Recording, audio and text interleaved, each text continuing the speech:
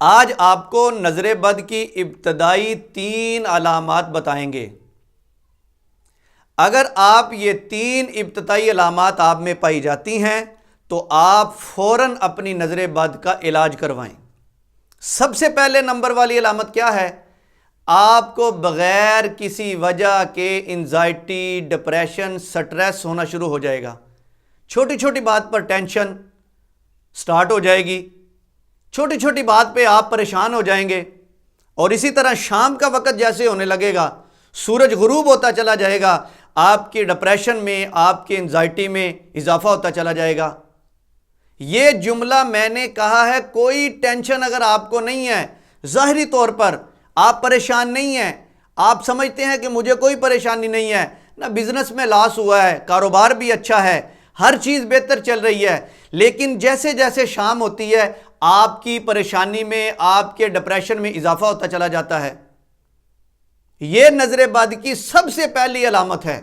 ظاہری طور پر آپ بالکل ٹھیک ہیں، آپ بالکل فٹ ہیں، آپ کو پریشانی بھی کوئی نہیں ہے، یا رشتہ داروں میں قریب بعض اوقات ایسا ہوتا ہے کہ آپ کے رشتہ داروں میں ایکسیڈنٹ ہو گیا، کوئی بندہ بیمار ہو گیا، وہ تو پریشانی ہونی ہے، نہ کوئی ایسا مسئلہ ہے، لیکن اس کے باوجود آپ کو پریشانی ہے، مسلسل آپ ذہنی دباؤ کا شکار ہیں، تو یہ سب سے پہلی علامت ہے نظر بد کی۔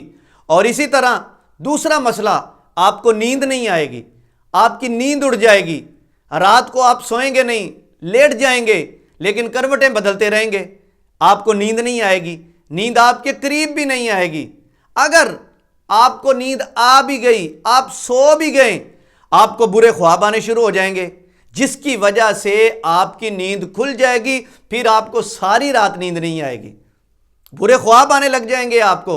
یہ بھی نظر بد کی علامت ہے، اور ڈر آپ کو لگے گا، خوف آپ کو محسوس ہوگا، یہ بھی نظر بد کی علامت ہے۔ اور تیسری علامت جو ہے، آپ کے سر کے بال گرنا شروع ہو جائیں گے، آپ کے چہروں پر دانے نکل آئیں گے، آپ کے چہرے پر داغ پڑ جائیں گے، آپ کے بال گرنے شروع ہو جائیں گے۔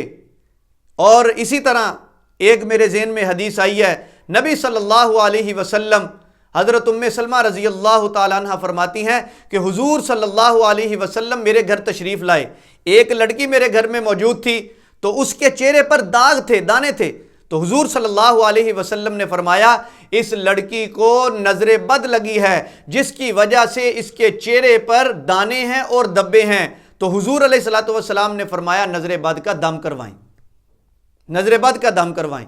تو نبی علیہ السلام نے اسے کیا کہا؟ نظر بد کا دم کروائیں۔ تو یہ نظر بد جو ہے یہ بہت بری چیز ہے، اس سے جسم میں کمزوری آتی ہے، اس سے یہ آپ کے بال گرنا شروع ہو جائیں گے۔ اسی طرح اگر کسی کے ساتھ یہ مسئلہ ہے تو وہ نظر بد کا علاج کروائیں، دم کروائیں۔ آپ ہم سے بھی دم کروا سکتے ہیں، اس حوالے سے آپ ہم سے بھی رابطہ کر سکتے ہیں۔ اور دوسری بات یہ ذہن میں رکھیں کہ اگر کسی کو یہ علامات کسی میں پائی جاتی ہیں، تو جیسے آج کل ہمارے معاشرے میں ہے، غیر شرعی کام بہت زیادہ ہیں، آپ نے غیر شرعی کام نہیں کرنا۔ آپ نے دیکھا ہوگا کہ ہمارے گھروں میں بعض اوقات ایسا ہوتا ہے، نظر بد بچے کو لگ گئی یا بڑے کو لگ گئی، تو کیا کرتے ہیں جی، 7 مرچیں لیں جی کالی، پھر اس کے اوپر سے گھمانا شروع کر دیتے ہیں، پھر گھماتے گھماتے کیا کرتے ہیں جی، 7 مرتبہ اوپر سے گھما کر اس کو چولہے میں پھینکتے ہیں۔ اسی طرح انڈے لے آتے ہیں جی، انڈے اوپر سے گھمانا شروع کر دیتے ہیں۔ تو یہ غیر شرعی کام ہیں، شریعت کا ان سے کوئی تعلق نہیں ہے، یہ غیر شرعی کام نہیں کرنا۔